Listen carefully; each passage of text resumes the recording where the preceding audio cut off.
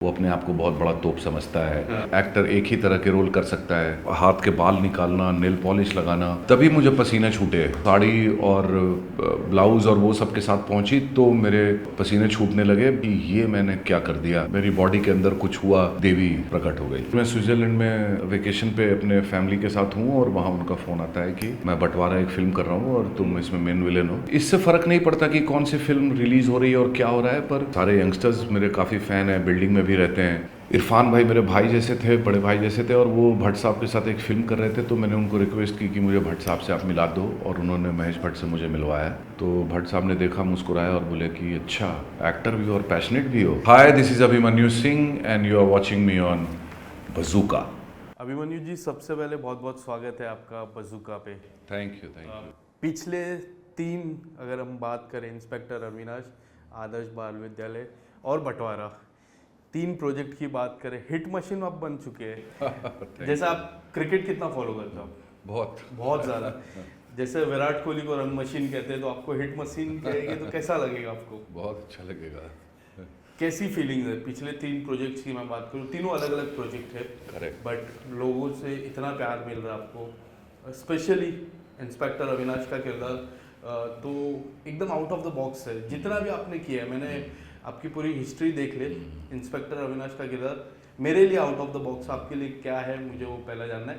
And बंटवारे की तो बात हम करेंगे। शुरुआत, ये जो 3 प्रोजेक्ट है आपके लिए कितने इम्पोर्टेंट था कि प्रोफेशनल करियर के लिए? बहुत इम्पोर्टेंट है, बिकॉज लकली ये तीनों एक के बाद एक आई। शूटिंग अलग अलग टाइम पे हुई, लेकिन दर्शकों ने बहुत ही कम शॉर्ट स्पैन ऑफ टाइम में ये तीनों अलग अलग तरह के मेरे रोल देखे।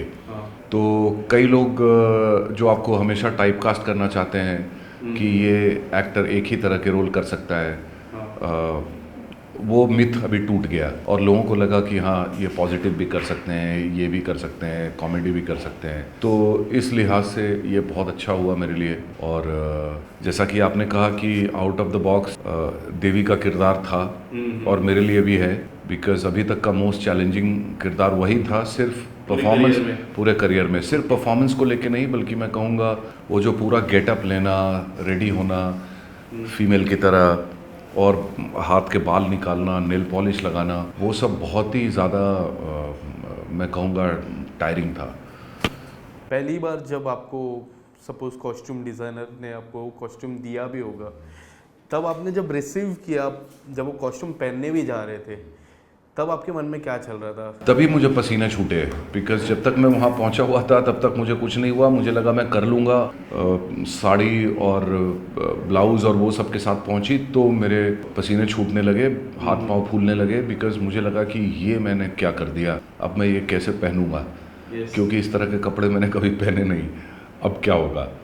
लेकिन जब वो मैंने पहना, सब मेकअप वेकअप करके जब मैं उतरा, तो सडनली कुछ हुआ और मुझे लगा कि मेरी बॉडी के अंदर कुछ हुआ और देवी प्रकट हो गई। बांद्रा में जब अमेजॉन प्राइम की सक्सेस पार्टी थी, उसके कुछ ही टाइम बाद बंटवारा का ट्रेलर लॉन्च था, तो मुझे ऐसा लग रहा था कि आप हर जगह है, हर अच्छे कामों में आप है। आपको जब पता चलता है कि यार हर एक प्रोजेक्ट में अब मैं रिकमेंड होता हूँ, तो कैसी फीलिंग होती है? अच्छी फीलिंग होती है, बिकॉज इसी के लिए स्ट्रगल की, सालों साल स्ट्रगल की। पर फिर धीरे धीरे आप इंसान वही रहते हो, एक्टर भी वही रहते हो, लेकिन आपका समय बदल जाता है। तो ऐसा कहा जा सकता है कि जब आप बहुत शिद्दत से लगे रहते हो और अपने गोल को पाना चाहते हो, तो फिर एक टाइम आता है जब लोग उस बात की कदर करते हैं, उसको एक्नॉलेज करते हैं, और फिर आपके पास काम होने लगता है। जब ये सपना जो अपने बिहार से चल के मुंबई तक का जो सफ़र है, अब जाके इतने सालों के बाद, do you feel satisfied with your career और you want to do something more special? या I have to just keep moving on.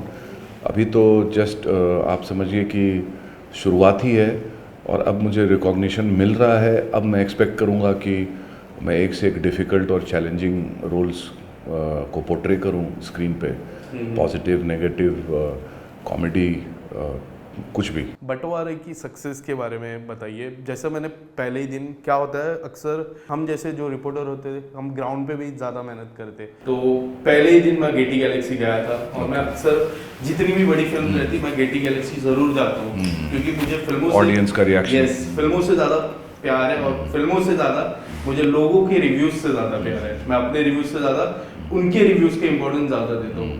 तो पहले दिन 2 बड़ी फिल्में लगी थी, बंटवारे के लिए ज़्यादा पब्लिक थी, धीरे धीरे मैं देख रहा था शिफ्ट हो रही थी, कोई यहाँ पे भी जा रही, कोई यहाँ पे भी जा रही।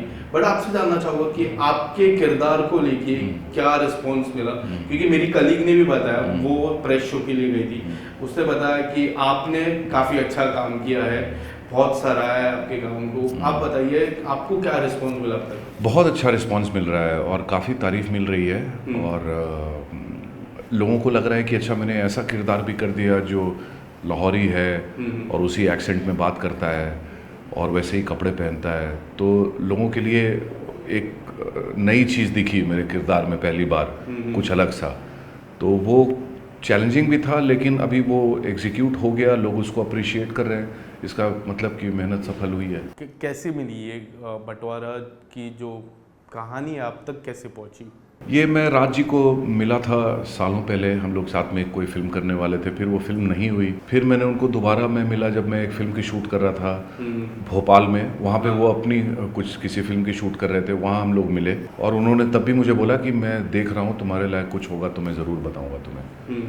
और फिर 3-4 साल निकल गए और फिर मैं स्विट्ज़रलैंड में वेकेशन पे अपने फैमिली के साथ हूँ और वहाँ उनका फ़ोन आता है कि मैं बंटवारा एक फ़िल्म कर रहा हूँ और तुम इसमें मेन विलेन हो और तुम आ जाओ यहाँ।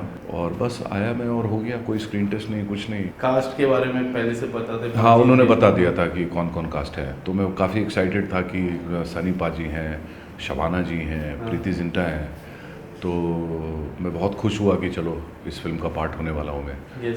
और जब मैं आया और मैंने देखा कि मेरा रोल इतना दमदार है तो और ज़्यादा खुशी हुई।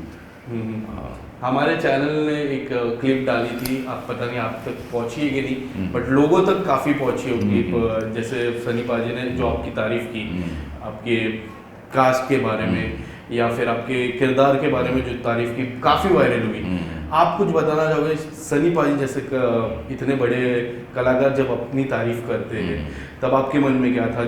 काफ़ी इमोशनल भी थे वो पूरे ट्रेलर लॉन्च पे, आप बाजू में जस्ट आपकी बाजू में बैठे थे। बताइए ज़रा, वो पूरा ट्रेलर लॉन्च हो गया या फिर सनी पाजी के साथ काम करके कैसा? बहुत प्लेजेंट एक्सपीरियंस रहा उनके साथ काम करके, बहुत ही सूदिंग और है उनका और बहुत सॉर्टेड है, बिल्कुल भी इनसिक्योर्ड नहीं है और बहुत ही शांति से काम करते हैं, डिसिप्लिन्ड है, दूसरे एक्टर्स को काफ़ी कंफर्टेबल फील करवाते हैं। तो मिला जुला के बहुत ही मतलब यादगार एक्सपीरियंस रहा उनके साथ काम करना और आगे भी काम करेंगे हम लोग फॉर श्योर। क्या बातचीत हुई किरदार को लेके? कुछ डिस्कशन होता है कि ज़्यादा किरदार को लेके तो डिस्कशन नहीं हुआ, बिकॉज उनको पता था कि वो क्या कर रहे हैं, मुझे भी पता था मैं क्या कर रहा हूँ, तो हम लोग इधर उधर की लाइफ की बातें और वही सब इन जनरल जो बात होती है वही करते थे सेट पे। काफ़ी लोग राज सर के बारे में भी काफ़ी कुछ कहते हैं, एज ए डायरेक्टर वो अपने काम को लेके काफ़ी डिसिप्लिन है। आप जब उनके साथ काम किए, सबसे बड़ी लर्निंग प्रोसेस क्या थी आपके लिए? देखिए, राज जी बहुत एक्सपीरियंस डायरेक्टर हैं और उनकी पकड़ ह्यूमन इमोशंस को लेके बहुत अव्वल दर्जे की है।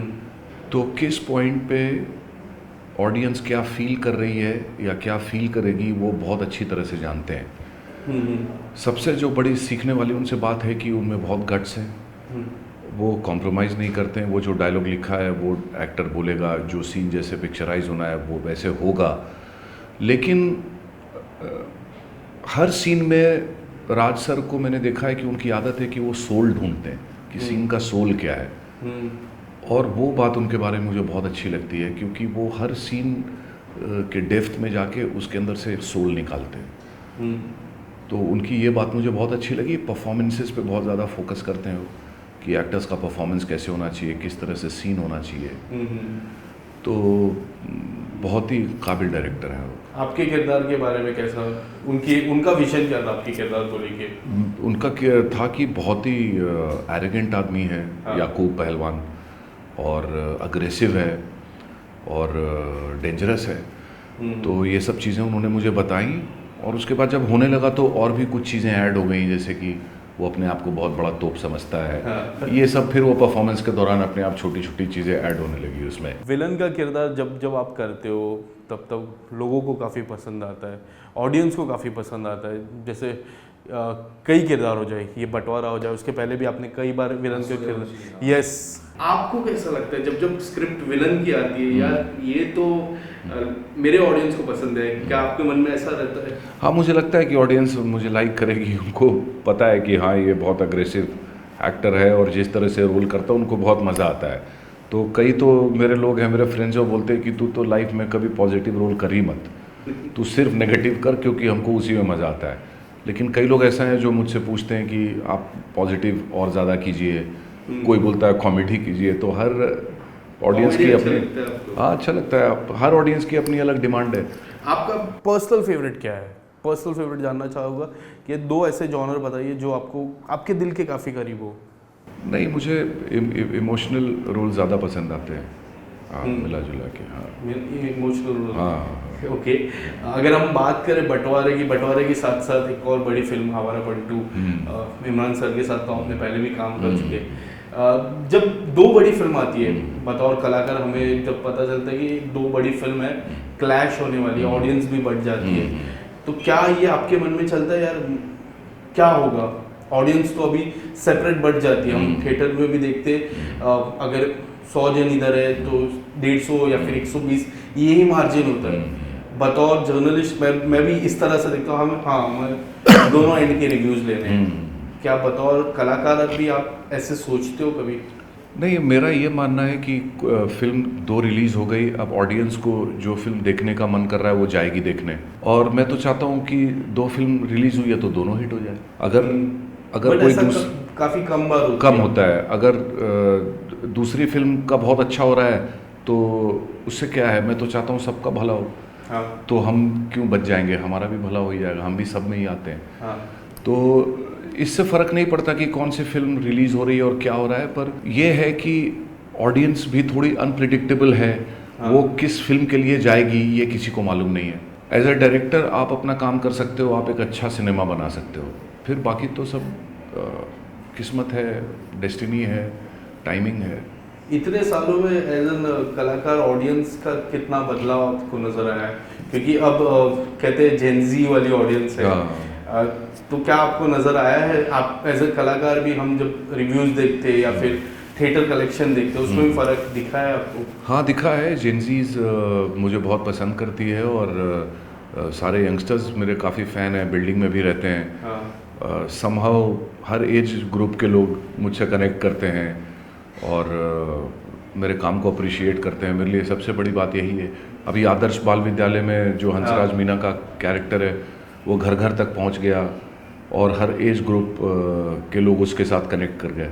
यस, तो उसके सक्सेस के बारे में बताइए, क्योंकि OTT में इतना बड़ा सक्सेस, इतने नंबर ऑफ सक्सेस मिलना बहुत मुश्किल होता है। बहुत मुश्किल है। मैं भी देख रहा था, लोगों ने काफ़ी प्यार किया, सक्सेस पार्टी भी हुई। आप बताइए ज़रा वो किरदार को कैसे?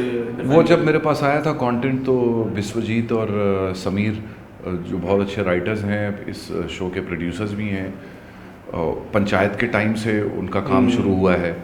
अब जाके यहाँ पे दिखता है कि वो कितने इवॉल्व हो गए हैं, उनकी राइटिंग कितनी इवॉल्व हो गई है, जो इंडिया के हर वॉक ऑफ लाइफ के लोगों को साथ में लेके चल रही है और हर तबके के लोग उनकी राइटिंग से कनेक्ट कर रहे हैं। हाँ। तो वो एक तो राइटिंग का मेजर गेम था इसमें, और उसके बाद अच्छे एक्टर्स उन लोगों ने कास्ट किए हैं और उसके बाद ऐसा परफॉर्मेंस हुआ। फिर भी किसी को ये उम्मीद नहीं थी कि ये इतना बड़ा हो जाएगा शो। लेकिन पब्लिक ने इसको इतना बड़ा बना दिया। ऑडियंस ही बड़ा या छोटा बनाती है आपके सिनेमा को, आपके वेब सीरीज़ को, और उन लोगों ने इतना प्यार बरसाया, वो किसी को समझ में नहीं आया कि क्या हो गया, और वो शो नंबर 1 पे आ गया। और इतने कॉल्स, इतने फैंस बढ़ गए मेरे, जो कि मतलब अनइमेजिनेबल था मेरे लिए। अब जॉनर काफ़ी अलग हो गया है, सिस्टम काफ़ी अलग हो गया, लोगों को पता अलग चलने लग गया। अगर हम बात करें क्या बंटवारा की पूरी कास्ट हो जाए या फिर ट्रेलर लॉन्च के बाद भी कोई पूरी कास्ट हो जाए, किसी को ये पता था कि ये फिल्म क्लैश करने वाली आवारापन 2 से? क्या आपको भी पता था? नहीं, मुझे नहीं पता था। कोइंसिडेंट ऐसा होगा कि आवारापन 1 जब आई तभी भी सनी पाजी से उनकी क्लैश थी अपने के लिए, एंड 2 में भी क्लैश है। तो ये जो क्लैश, ये कोइंसिडेंस ही कह सकते हो आप, क्योंकि कोई- मुझे भी आइडिया नहीं था कुछ कि कोई दो फिल्म्स क्लैश होगी, तो बिल्कुल भी आइडिया नहीं था। आइडिया नहीं नहीं। बट मैं ये मैंने नोटिस किया कि पहला दिन का जो लोग थे बंटवारे के लिए ज़्यादा थे, क्योंकि अच्छा। मैंने दोनों रिव्यूज़ किए थे, तो मैंने वो एक नोटिस किया था और मुझे भी ऐसा लगा कि ये वीकेंड तक चलेगा, क्योंकि कहानी रहती है वीकेंड तक, मंडे को पता चलता है कि मंडे को असली बॉक्स ऑफिस कलेक्शन खुलता है, जो मेरे अनुभव से मैं बता सकता हूँ। इसके अलावा अगर मैं बात करूँ, इतने सारे प्रोजेक्ट आपने अब तक किए, कोई ऐसा प्रोजेक्ट जो आपको लगा हो यार ये फिर से मुझे करने का मौका मिले तो मज़ा आ जाएगा? नहीं, प्रोजेक्ट तो जो हो गया उस वक्त की तो वही सच्चाई होती है, और उस वक्त आप वैसे ही काम करके जाते हैं। अब तो नया प्रोजेक्ट आए तो उसके बारे में एक्साइटमेंट होता है। जन्नत का जो प्रोजेक्ट था इमरान सर के साथ आपने जितना भी काम किया था, मुझे अभी भी मैं बहुत बार जन्नत देखता हूँ, बहुत बार मैंने जन्नत इसके पहले भी मैंने देखी है। क्या आपको लगता है, जन्नत 2 आई बट एक अलग जॉनर में आई, अभी आप बोलोगे जन्नत 1 से कंपेयर नहीं कर जन्नत सकते। 1 से अलग कंपेयर था, क्या आपको लगा कि जन्नत 1 जैसी फिल्म और आनी चाहिए इमरान सर की, जहाँ आपको भी उस तरह का किरदार मिलना चाहिए? क्या कभी मन में ऐसा था? हाँ, मिलना चाहिए था, बिकॉज जन्नत 1 जब आई सुपर हिट हो गई, तो मुझे लग रहा था कि क्योंकि इमरान हाशमी पे इसी तरह के किरदार सूट करते हैं, तो मेरा था, लेकिन उस तरह की फिर कहानी आई नहीं। अच्छी कहानियाँ इतनी आसानी से आती भी नहीं हैं, और हिट फिल्म्स भी इतनी आसानी से नहीं आती हैं। उस टाइम पे सबसे ज़्यादा सक्सेसफुल बॉक्स ऑफिस कलेक्शन था जन्नत 1 का। करेक्ट। और आपके किरदार को भी काफी प्यार किया था। हाँ। मतलब किरदार अलग ही था। हाँ। जब पीछे मुड़ के देखते हो उस किरदार को, किस तरह से रेट करते हो? अच्छा लगता है, बिकॉज उस टाइम करियर टेक ऑफ हो रहा था, तो जो भी अच्छा रोल आ जाए वो करके आगे बढ़ रहे थे। हाँ। और मज़ा भी आता था, और समहाउ उतना डर नहीं लगता था कि 3 4 5 सीन्स हैं तो इससे मेरा कहीं करियर ना ख़राब हो जाए। ये सब मैंने नहीं सोचा, जो मुझे मिलते गया मैं करते गया।